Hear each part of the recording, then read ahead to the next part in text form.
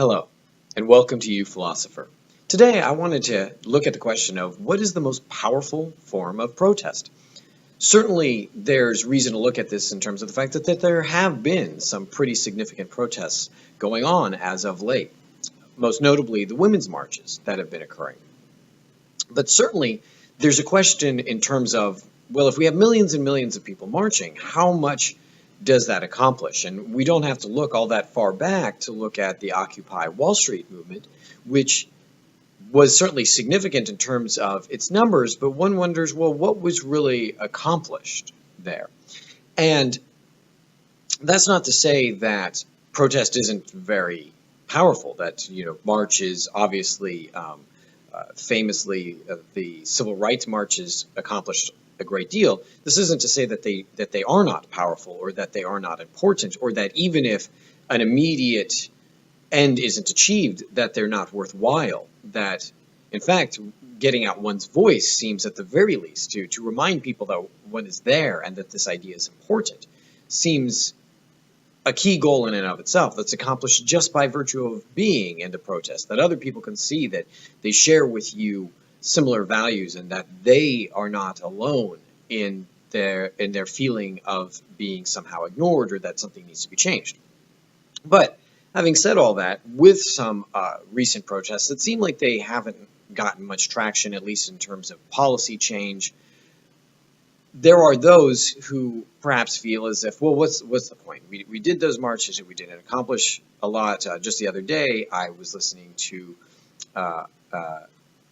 a story about a man who was one of the key movers in the Occupy Wall Street movement, and he has since kind of given up on it in that way, and he's instead encouraging that people to go into local politics, that he thinks that might be a more effective means by which to accomplish change.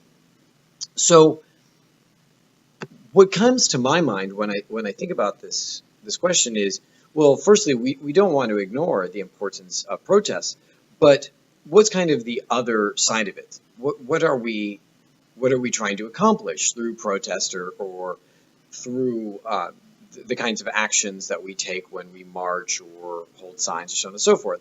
Key to, in addition to being heard, or at least to make note of the fact that you exist, is in fact accomplishing some sort of policy goal. And given policies that have come down the pike as of late, some people may even feel that they haven't accomplished much. Now, that's not to say that there aren't others who feel that a great deal has been accomplished, but when we look at some movements that are taking place, certainly those movements seem to be, in terms of policy, those movements seem to be in terms of how can we kind of make things easier for business?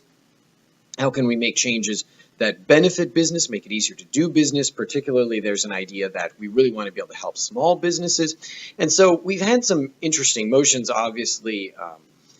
There within in the last couple of days, important changes in regulations in terms of coal and gas and energy regulations that some environmentalists think will be decimating, but other industry analysts suggest that this will be very helpful for making the United States more competitive in the energy industry. But certainly, at the very least, protections that theoretically are there to help protect the environment, and thusly those of us who live in the environment are being rolled back. And so there's been a litany of kind of these motions from movements in Congress to try and reduce ethical protections and ethical oversights, to recent votes for changing transparency, so repeal of transparency rules for oil companies in regards to foreign payments.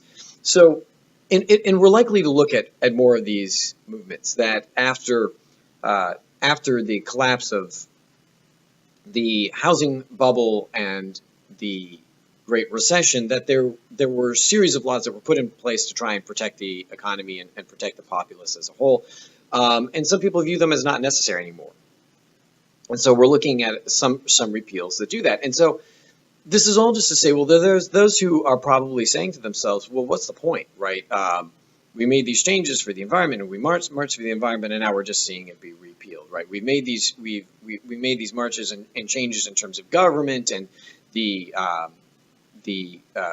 voice voicing of minorities within government, and now we have a government that is that has more white men in it than it has, say, in the last few decades at least. So what can we do? What have we in fact accomplished? Is anything really significant be changed? And I'm going to leave that aside, right? So I'm going to try and leave aside whether or not these movements are right or wrong, and I'm going to try and leave aside, for the sake of this conversation, whether or not something has actually been accomplished or not. Instead, I want to look at, well, if people are feeling like they are not accomplishing as much as they would like to, what might be one of the best means by which to do that? And interestingly enough, I think it actually comes out of what we are seeing happening with companies and the kind of repeal of rules that we see that are supposed to protect consumers, and the promotion of the idea like we want more right for hire states, right, where companies have less obligation to their employees, right? There's fewer union rights and also union regulations and union requirements, so on and so forth. Well, basically what it comes down to is this. Let's say, in fact, just kind of hypothetically, that these motions that are kind of making it easier for companies to do business and do the things that they want to do and be able to make more money, let's say that those are, in fact, actually strong capitalist moves, right? That those are kind of good libertarian ways of looking at things. And let's say that that's actually going to be effective. That, in other words, that if we are, in fact, actually a capitalism, that these are the right motions to make and that the government shouldn't have its hands in business in this way. In other words, that the people, in fact, are the ones who should be able to determine what or should not be the case in terms of business being done by virtue of what they purchase, not by virtue of government itself. So again, this is just hypothetical, but let's say that is, in fact, the case, just kind of with a broad brush. Well, it becomes kind of immediately clear to me that the best form, then, of making social change is through purchasing and not purchasing. In other words, the thing that I think we might forget a little bit, that when we're dealing with this, oh, well, these companies they can just kind of do whatever they want. They have carte blanche. There's nothing to protect the people. Well, still, technically, there is. And that's always kind of been the excuse for business to be able to do what business wants to do, which is that, but if people didn't want this thing that's killing them, then they wouldn't buy it. So the government has no right to tell us that we can't sell it. So it's kind of that issue of cigarettes and the issue of, double bacon cheeseburgers and the issue of the Ford Pinto, right? Famously, that car in some instances that the company knew if it was rear-ended, it might explode, right? That over and over again, the answer to this issue is listen, if people didn't want it, they wouldn't buy it. And what the heck right does anyone have to say that they're not allowed to buy it? So then what you realize then is the key point that we're kind of missing is that, well, then that would mean that we shouldn't buy it. And I think we're dissuaded from that a little bit. That, well, in part because buying in a way that, whatever way that we feel is perhaps most ethically responsible, also tends to be a little bit more expensive. Like, so in other words, whatever you feel is the best means by which to purchase also might be the more expensive way to do. So let's say you're someone who actually wants fewer pesticides on your food, right? Well, that tends to be a little bit more expensive. And so our tendency is to go, well, listen, Nick, I'm not made of money, so I'm going to buy the cheaper stuff, even if that means I'm exposed to fewer pesticides. Well, the problem is what we forget is that we vote very powerfully with our dollars. We are, in fact, saying to companies, when we give them our money, that yes, we approve of the way that they do business.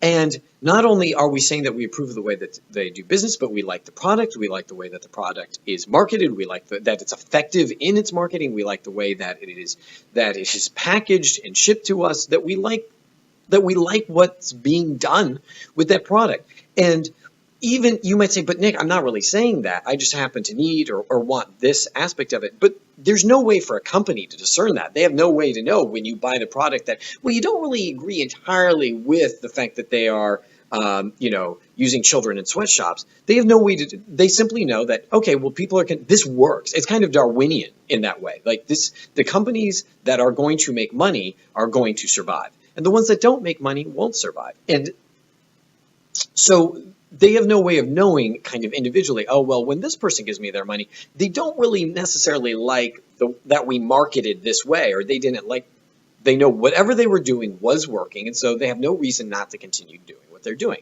Now, that's not to say that there aren't companies out there that are very ethically minded and that kind of refuse to capitulate no matter what the institutional or systemic or governmental or social pressures are, that they know that there's something that they believe to be particularly right and that they're going to continue to do that. And in all fairness, this sometimes is in fact a company killer. Not always. There are some that thrive by kind of taking some sort of moral stance, but there are those that try to take those stances and they just can't compete. And part of the reason why they can't compete, and this is where consumers have so very much power, is because we, unlike some other countries in the world, we make our decisions on investment based on quarterly models, right? So every 3 months, a company has to be able to justify to its shareholders, right, and to the people that are supposed to be making money off of the investment in the company. Every quarter, they have to be able to say, see, we're making more money than we were. And that's intense. There's a tremendous amount of pressure that to some degree I think we should actually be sympathetic towards, right? That the people who are in charge of companies, people who are trying to get a company off the ground, people who are trying to make something happen in business, every 3 months they have to be able to show fairly significant growth. Like even just keeping the same amount kind of market share, making the same amount of money is basically just kind of viewed as going down. And it's a kind of stagnation that you're not supposed to have. So CEOs have a very short half-life. They're turned over very, very, very quickly. And so when we look at it and we go, well, we want to make a kind of a corporate change, the simple fact of the matter is it really only starts to take about 3 months before our buying patterns affect the way something is being sold, the way it's being marketed to people, the way it's being made, who it's being made by, so on and so forth. And I do think that there is a little bit of a tendency in companies and in our social structure and governmentally, so on and so forth, to kind of shy away from that, to kind of disempower the consumer a little bit by virtue of saying, well, there's nothing you can really do about it. You know, you might as well just buy the stuff you like and enjoy yourself. And I mean, your little dollar at the end of the day isn't gonna make some sort of huge change in a company. No, it really will. Just one person by themselves in purchasing something, if it's something that they purchase with some sort of regularity over the course of their lifetime, we're not just talking about thousands of dollars, depending on what the thing that they're buying, we're talking about tens of thousands or hundreds of thousands of dollars, which in fact actually does matter. So in other words, long story short, imagine if all of these millions of people who are marching because they don't like something is being done, that they think that something is problematic, just kind of got together and said, you know what, we're going to turn our sights on, I don't know, ExxonMobil, BP, right? Whatever company it is that they've decided isn't doing business the way that they want to, and said, you know what, we're just not going to buy from them for 3 months, right? We're talking about a huge, I mean, being able to bring a company to its knees very, very, very quickly. And if you show a kind of consistency with that, right, when the company comes out and says, oh, we're so sorry that we had that oil spill, we're going to make a difference. And like, if we don't actually see that difference, to do the same thing again, will cause them to make that change because they have to in order to survive. So yes, they might still continue to make millions, if not billions of dollars, but because they have to show this steady increase, right? If they show that that increase is slowing down, they have to start answering to shareholders. And you might say, well, Nick, first of all, that's paranoid, and two, that's unfair. Right? It's un-American to take out this kind of stuff on business. And I've seen that kind of argument where people will say something like, just because a business has a particular ethical perspective, like let's say a business gives money to anti-gay rights lobbying, right? Well, if you stop buying from that company, right, so Chick-fil-A was dealing with that. If you stop buying from that company, well, that's unfair. You're taking that out on people who have nothing to do with it. There's employees and so on and so forth. But then the argument that you're kind of pushing on me starts to sound like what you're saying is we have an obligation to buy from people, which the last time I checked is literally kind of communist argument, which is antithetical to the whole idea of where we started, which is people should be able to buy and sell as they choose without kind of governmental interaction. And that, in other words, there's no obligation. There's no social obligation. You get to decide as the buyer if something is what you believe in and if it's right. And if you don't, then you don't buy it. So we really then have no obligation. Now, don't get me wrong. To some degree, that might go a little bit too far, right? To say, well, I have no obligation to anyone. I have no obligation to the employees. I have no obligation to the people who might be harmed by my buying and selling choices. That doesn't seem like it makes for a happy, healthy society. But if we're going to live in a society that is in fact telling us, no, we're going to repeal all these rules, it's just business gets to do what business gets to do. And if you buy it, you've said to them, yes, you're comfortable with that, then we are under tremendous responsibility as consumers to say to companies with our dollars, yes, good, that's awesome. Please keep doing that. I'm going to buy from you, and it's going to cost me a little bit more money because I really believe in what you're doing. Or, no, I don't like what you're doing. As far as the paranoia argument, just keep in mind that there are a lot of theorists that impact the way business is done, like when people go to MBA programs and so on and so forth. They study a lot of theory on economics and ethics and how to deal with business. And two of the main thinkers in this are Milton Friedman and Albert Carr. Milton Friedman, being hugely famous as an economist, has had a huge impact, right, in the course of his lifetime on the way we do business here in the United States. And Carr also significantly kind of impacted the way that we think about what business obligation is. So Friedman's thought process being famously arguing that CEOs have no obligation to anyone other than shareholders, to anyone other than stockholders. They do not have an obligation to society. They do not have an obligation to the community. They do not have an obligation to the consumers, because they are hired specifically by those shareholders to benefit the shareholders. And thusly, Friedman argued that, in fact, if a CEO is like, no, I'm not going to do this, even though it'll make the company more money, even though it's unethical, that in fact she, as a CEO, is doing something unethical.